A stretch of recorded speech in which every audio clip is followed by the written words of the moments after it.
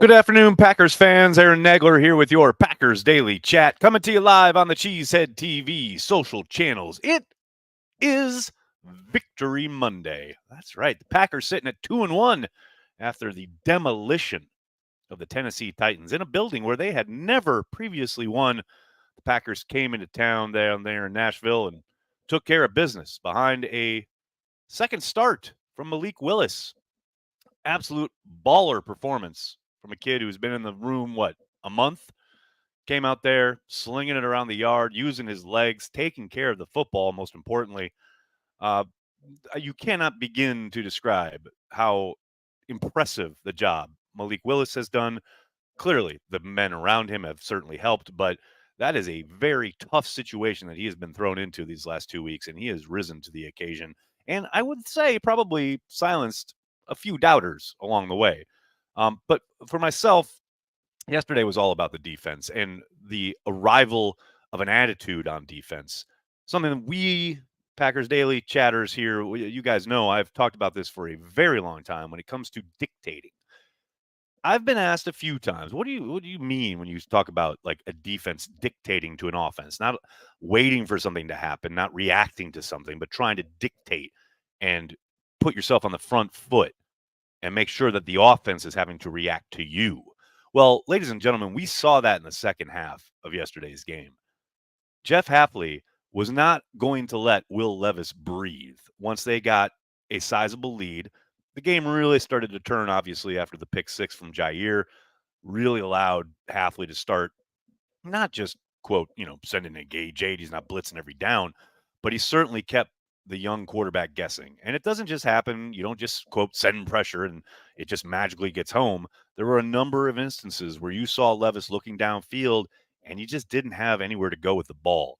That coverage leads to pressure and or sacks, led to basically a feeding frenzy as the game went on. They just had no answers. And it was just nice, so nice after the last 3 years to see a defensive coordinator kind of embrace his inner Hans Gruber. You remember in Die Hard when, the police come with the RV and they hit it with a missile and it's blown up and it's sitting there on fire.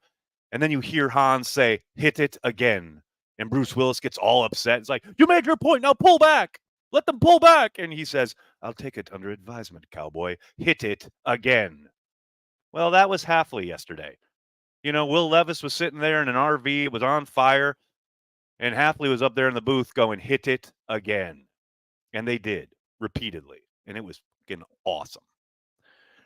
I just had so much fun watching that game yesterday, and I had so much fun rewatching it today. And now, of course, all eyes will turn to a showdown within the division at Lambeau against the plastic franchise of the Minnesota Vikings, who they and their fans are all excited about their 3-game win streak to start the season. We all know what's going to transpire here. They're going to flame out in spectacular fashion as the year goes on. As they get closer to December, things will unravel. They always do for the Vikings. This is what they do, So hopefully we start planting that seed of doubt on Sunday with Jordan Love back in the fold. And I do suspect Jordan probably is back in the starting lineup on Sunday, though I don't think that's a given. But that's the suspicion here, right? And I think most people probably expect that to happen. But you never know what's going to transpire over the course of the week, what happens in practice, etc. We will see. Matt LaFleur already playing the game, saying he will probably be limited. Can't wait for will he or won't he throughout the entirety of this week leading up to Sunday's contest. Hello to everybody in the comments section. So good to see everybody. Hope you're all doing well. Got a bunch of super chats already. What's up, Noah? Snap counts were a things of beauty, especially for the defensive line and receivers / tight ends. Good stuff from Hafley and staff. It is kind of interesting this season where, and Matt mentioned this or talked about it, I think 2 weeks ago, regarding their non-reticence, I guess you'd say. They have no qualms about playing lots of different guys in lots of different roles and guys competing in certain positions. I think we probably would have seen even more of that if Carrington Valentine had been up and not injured. But yeah, it's fascinating to watch how they've really rotated at a lot of different spots. But to your point, I think they've found a really good groove up front. And the way they've been able to kind of, and this is something Paul Brettel talked about, I remember earlier this summer, bit of like hockey line shifts, right? We're going to come at you with a bunch of different bodies throughout the game and keep that pass rush fresh through 4 quarters. I think that's exactly what you saw yesterday. Adam, what's up, man? Thanks for the super chat. What do you think this Packers defense can do to really challenge this Vikings offense? It's an excellent question, Adam. I mean, I think obviously you're going to lean on the stuff that wins football games each and every week, right? Affect the quarterback. Now, I don't doubt for a moment that the Vikings will have a significant plan to get the ball out of Darnold's hands as early and often as possible. I think Aaron Jones is going to feature big time in this game. But that's a question I'll answer later in the week. I haven't really dove into the Vikings games yet. It makes me act up watching Vikings football. But they've won 3 games, and their offense is humming, and they're doing good things on defense. Definitely, playing a winning brand of football. So I'm anxious to dive in and take a look. But I suspect Hafley and company will have a plan, especially to try and limit Aaron Jones as much as possible. Soder, what's up? Thanks for the super chat. They can run the ball and play defense. My world has been turned upside down. So confused. The Green Bay Packers, you say? I know, it's a sight to behold, right? Last Son of Krypton, thanks for being a Care the G Club member. 6-man pressure? What is this mysterious, glorious thing? Is this real? Will it continue? All this and more on the next episode of Dragon Ball Z. I mean, that is a question, right? Like, how much of this was because of it's Will Levis? He's still a young, struggling quarterback. We smell blood in the water, release the Hounds of Hell on him, right? I think there's that aspect to it. But I also think, it's not like Darnold is some problem with his legs. I mean, he can feel pressure, he can move, no doubt about it. But once again, this is a very different approach than it was against Jalen Hurts or Anthony Richardson, a different type of quarterback. And I suspect Hafley will treat it as such. Bill, thanks for the super chat. Well, looks like we're searching for a DC again this offseason. Just please stay out of Chicago, Hafley. I have no comment. No comment there. Jeezy baby, what's up, man? I wish I could buy some tickets using a local company while drinking a delicious cream ale. Help, please. Well, in the description of this video, you'll find a link to a company called Ticket King for all your Packer ticket needs. And while you're doing so, go down and click there, and maybe you need a song to accompany you while you're selecting your seats at Lambeau this Sunday while they take on the Vikings. You should be enjoying a delicious, creamy, gorgeous cream ale. Well, we carry the G wherever we may be, so creamy and cold, and from the land of the green and gold.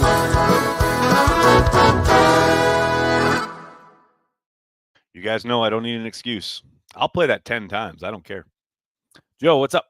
Packers with 90 carries for 450 yards rushing in 2 games without Love. Do they keep pounding the rock when Love comes back? I was just on the radio talking about this. I think they should. I don't know if they do, but I'm hopeful.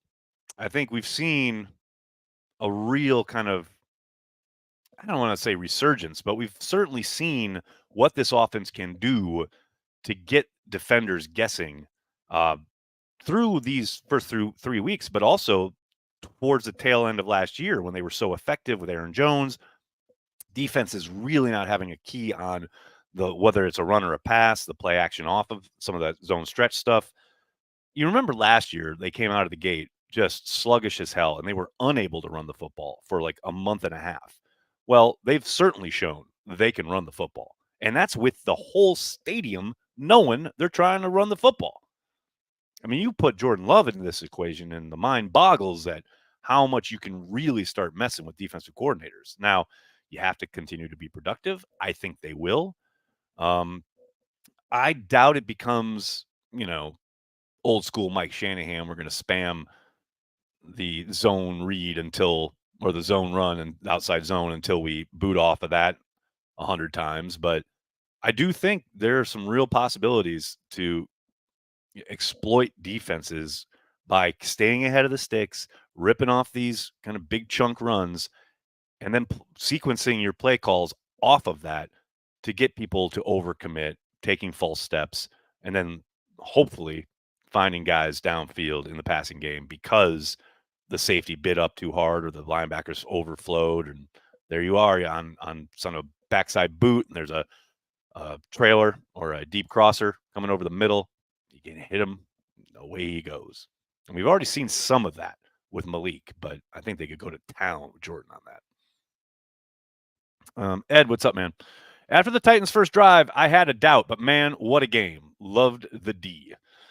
It is always funny to go back and look at the comments on the watch party when it's certainly disheartening. You don't want to start a game by watching the opponent drive down the field for a touchdown. It sucks, right? But man, it's one drive. And we had people in the chat yesterday, and I'm not exaggerating, talking about like, oh, they made a mistake hiring Hafley. The college coach doesn't know anything about the league, etc. Well, he shut all that up real quick. You know, gotta let things play out a little bit. But hey, I know that's the nature of the internet. It's the internet nation. It's got the nature of being a fan, especially in the moment during a game. I mean, God knows I overreact to shit all the time. So I'm not saying I'm any better or any worse. I'm not telling you how to fan, but I would advise folks to give it a minute. Let it breathe a little bit. Dylan, what's up? I attended my first ever Packers game yesterday and was blown away at all the green and gold. I saw there's nothing in sports like this fan base.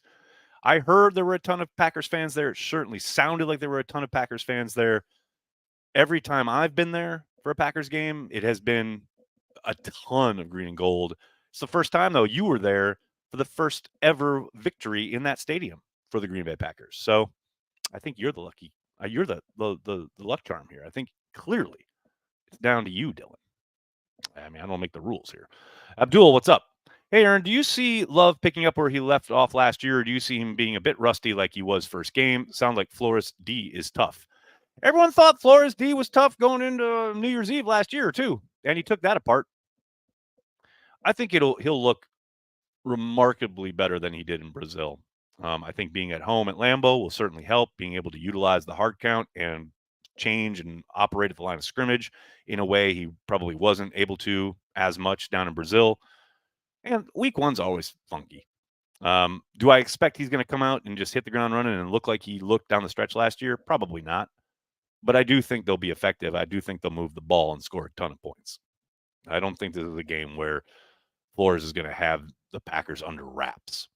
And they have been effective, no doubt about it. But I think LaFleur's got something for him. Rodrigo, thanks for the super chat. I'm traveling all the way from Mexico City to my first game at Lambeau Field. Aaron, any suggestions or tips for game day? Go Pack Go. Get there early. I don't know what game you're going to. Maybe this, if you're going to this weekend's game, yeah, noon kickoffs, man. Get out there, 7:30, 8 o'clock. Get it flowing, as it were. Head out to Lot 1. There's always tons of really nice people all around the stadium, but Lot 1 in particular. Make sure you hit up Titletown on game day. It's really fun. The vibe is great. And if you're in town for any length of time, make sure you check out De Pere as well as Green Bay. Nikki's Lionhead in De Pere is awesome. If you're in Green Bay proper, if you're downtown, there are a ton of spots you can hit up. I did a video, top 10 or top 5 things to do in Green Bay. You can search it here on the channel. But just have a good time. Soak it up. You can't go wrong just being around Lambeau Field, especially on game day. The vibes are immaculate. John Sabatovich, what's going on, man? Thanks for the super chat. Flynn aside, has there been a better backup performance at QB? 2-0 with a third string previously cut QB. Bears fans crying. I love it. Go Pack Go. I mean, Matt Flynn will always have that huge game against the Lions in week 16 back then. But yeah, it's hard to find a stretch where, because even Flynn played multiple games in a row, right? But man, it's hard to find a stretch 2 games in a row where the backup quarterback has played as well as Malik Willis has these last 2 weeks. I mean, you don't have to look any further. This Wes Hodkowitz put this out there. Was it last night or the morning? And this tells you where just how pretty amazing Malik's performances have been. Make sure don't want to miss it. What do you got? Because he tweeted it out. I think it was, there it is. So Malik Willis is the 5th quarterback in Packers history. Packers history, that's over 100 years. He is the 5th quarterback ever in Packers history to have a 120-plus passer rating in consecutive starts. Started these last 2 games, has a passer rating over 120 in both games. The only other quarterbacks to do it, the 4 other gentlemen to have done so, Aaron Rodgers, Brett Favre, Jordan Love, and Lynn Dickey. Lynn Dickey. Baller. But Malik Willis is in that conversation now. That's insanity. I'm sorry. That is absolutely nuts. And the fact that he's been in the building for about a month makes it even more insane. He didn't have the benefit of off-season work. He didn't have the benefit of going through training camp or preseason games in this offense. He's been in the building a month, and he's balling out. It's so impressive. Mimsy, what's up? My kingdom for the return of written gut reacts. Just doesn't work. Just doesn't work flow-wise game day anymore. Sorry, brother. I have a number of people who really do enjoy them, and I do kind of miss doing them, but I've got so much other stuff on my plate at this point. And the other problem is I can do my gut reactions video, and it will do 3 times the traffic and engagement, etc. I know. I feel you. Maybe in the future I'll bring it back, but at the moment, it's just a little impossible. I'm sorry, brother. G. David, thanks for the super chat. I would love to see a very similar game plan with Love. They put Willis in position to succeed, and he delivered. Love will benefit from all the same and adds extra lethality with his arm. I think he could. I think what's going to be fascinating to watch is if they do try to take a similar approach. I don't think it'll be the exact same, but a similar approach with Jordan Love. Can Jordan be as careful with the football as Malik has been through these first 2 games? You know, it's so impressive that he has not put the ball in jeopardy. I can think of maybe one throw that maybe had a chance at being intercepted. But for the most part, he has done great work not putting the ball in jeopardy. Just really smart decision-making at every turn. When to tuck and run, pick up a few yards, live to fight another down. He has done it over and over and over again through these last 2 games. And look, Jordan is a bit of a gunslinger. He got a little bit more Favre in him than Aaron Rodgers. That is for certain. Can Jordan be smart with the football in a way? Now, look, I'm all about that life where he's slinging it and making these amazing throws and we're scoring touchdowns and we're putting up points. But we've also seen Jordan put the ball in jeopardy a few times, probably a little more than we'd like. Can he be disciplined with this approach, knowing that the run game's working, defense is balling out? You don't have to outscore everybody. I don't know. We'll see. We shall see. William, thanks for the super chat. This team feels like it's got an edge to it. Credit to Matt and Brian. Felt good being able to maintain a lead versus a less than stellar QB or offense. Yeah, William, I mean, I mentioned that in gut reactions yesterday. It's just such a beautiful thing to see a defense close the door for a change rather than allow an opponent back in the game. It has not been the norm in Green Bay. Mike Witt, thanks for the super chat. It's Vikings week, which means we are going to get a Banky Paul Allen rant on transplants. Probably. I mean, we'll see. I mean, Banky isn't as quick to rise to the bait as he used to be, but I can concoct something. Speaking of transplants, a little programming note. Packer Transplants Live will be on Tuesday this week. So tomorrow afternoon, 5 p.m. Eastern, 4 p.m. Lambeau time. Set your watches, set your DVRs, such as they are. Make sure you hit subscribe on this channel is what I mean. And come hear the ramblings of 2 madmen, myself and Corey Banky. Packer Transplants Live tomorrow, right here on the Cheesehead TV YouTube channel. Mike, thanks again. I want a number 25 kickoff return Sunday, Nags. Go, Pack, go. Hold on a second. Okay. Yeah, there he is. All right. Hold on a second. Yeah. Hi, Rich. Yeah, Mike Witt wants Keyshawn to take it to the house on Sunday. Yeah, right. Okay. Thank you. Bye-bye. All right, Mike, taken care of. Porkmaster, thanks for the super chat. Making bad QBs look bad. No matter what, it's better.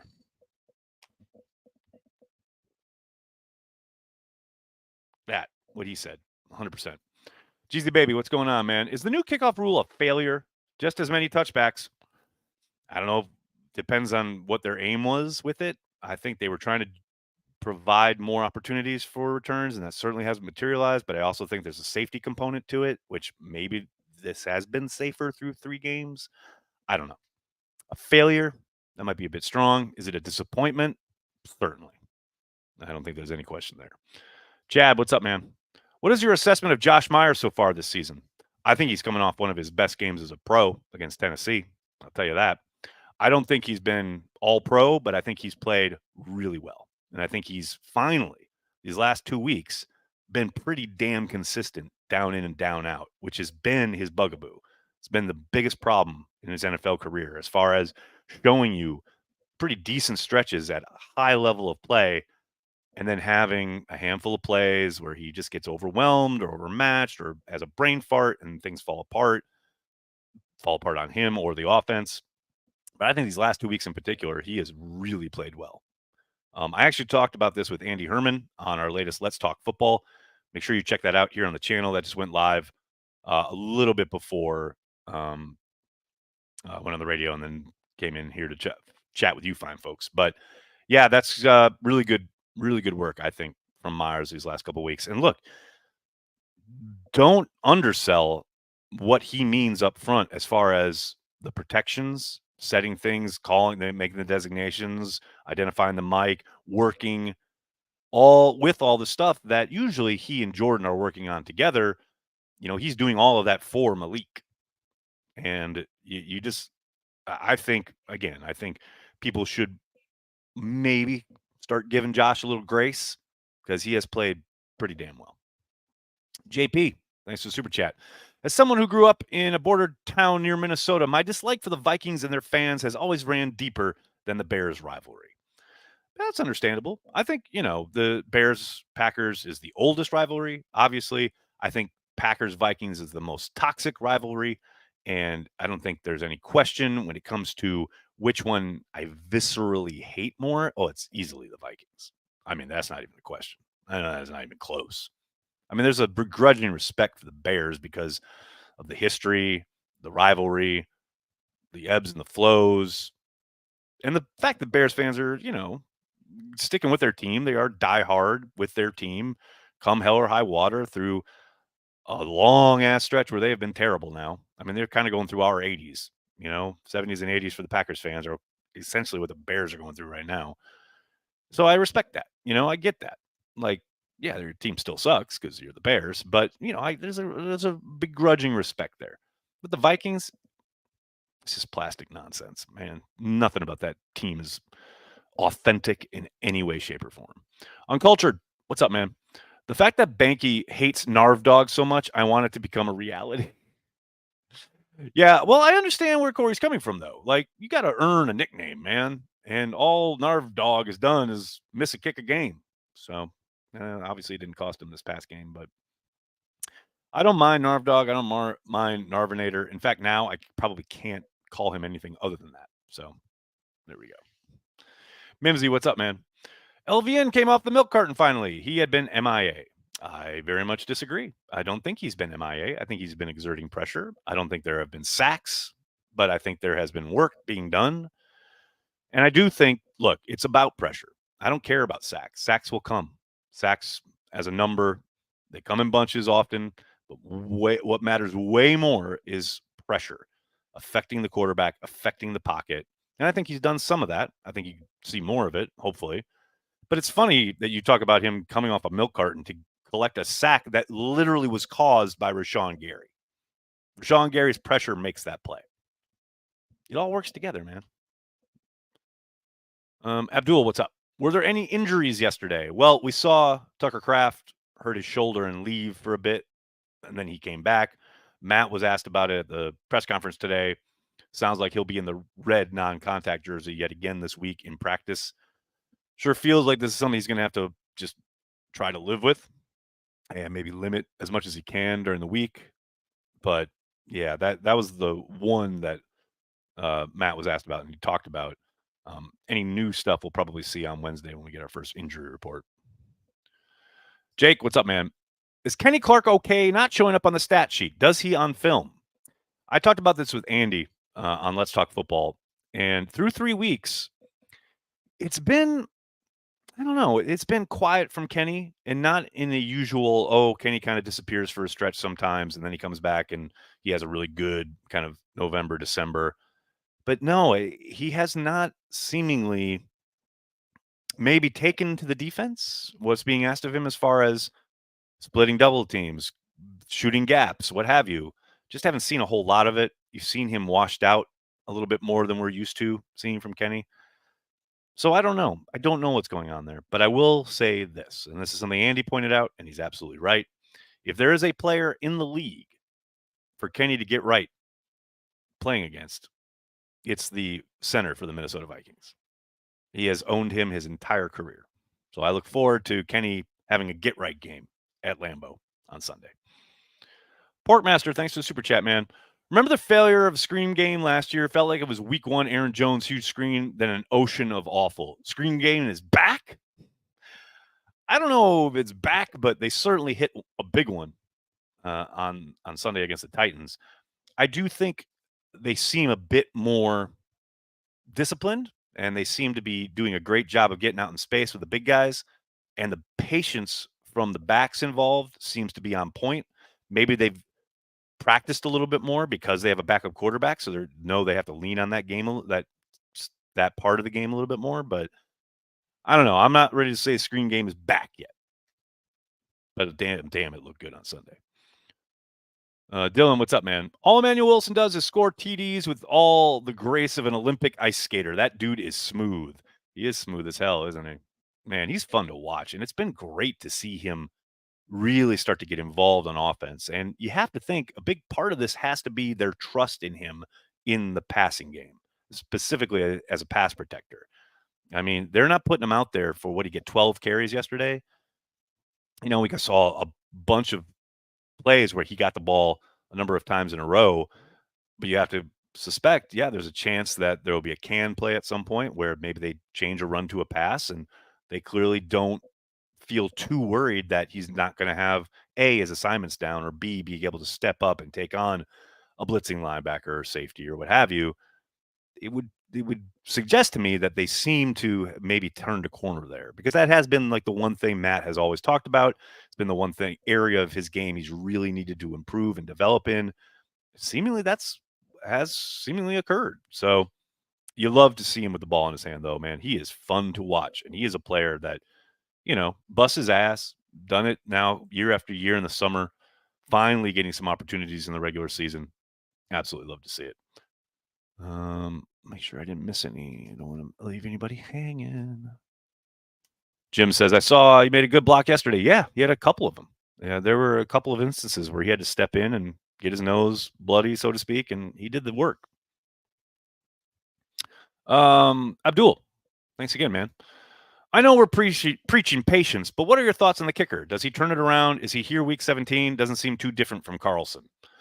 I think he turns it around. I think he gets better as the season goes, and I think, yes, he will be here week 17. It's a long season. I don't think they're going to rip the Band-Aid off anytime soon. You heard you heard Brian talk about needing to have patience with his specialists. I think they will give him the season. That's my guess. Now, we'll see. Now, maybe if he misses some huge kick, costing him a game at the end of a contest, say in late October, they stay the course. We shall see. We shall see. Someone's freaking out. Zhao, you don't care about what? I don't care about sacks. I don't care about sacks. Sacks are fine, but you know what you do on the next play for the quarterback? Throw it a little further and pick up another first down. Sacks are fine. Sacks certainly help, but man, pressure is way more important. Affecting the quarterback, affecting the ability to throw the football. You know why the Packers are able to take down all these interceptions this year? You know how they had 7 all of last year and they have 6 this year, leading the NFL? You know what? You know how that happens? Pressure. You know when you don't throw interceptions? When you're on the ground, because you got sacked. I don't care about sacks. I care about pressures.